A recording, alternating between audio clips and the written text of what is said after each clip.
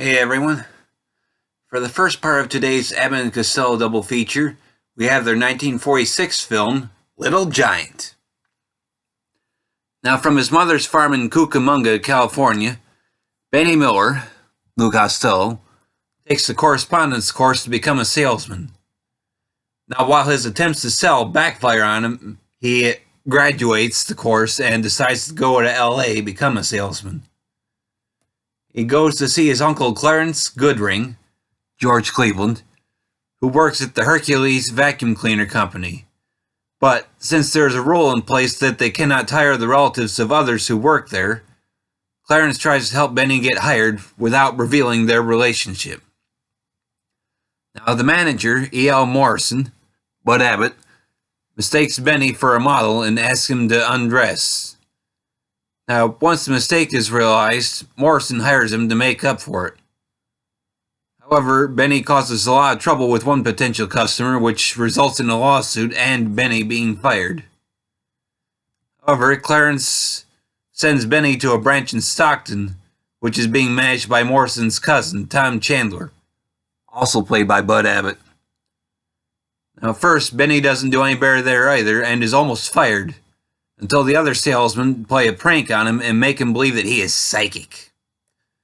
However, the joke's on them, as his belief in his ability to read minds results in him breaking a sales record.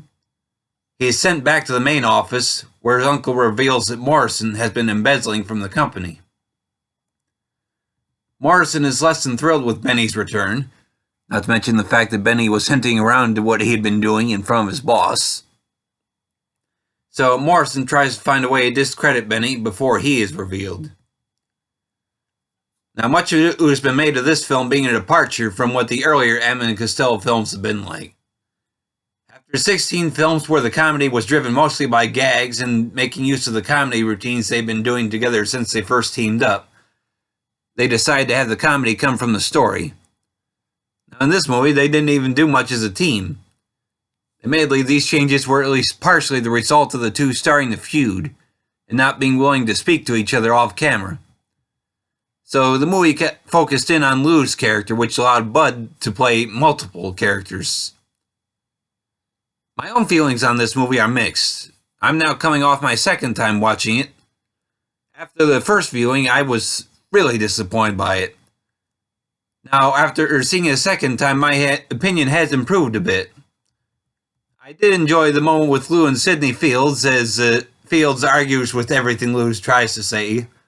From some of the radio shows, it's been moments like that I remember quite fondly and get quite a few laughs out of, so it was refreshing to enjoy a movie moment like that on screen.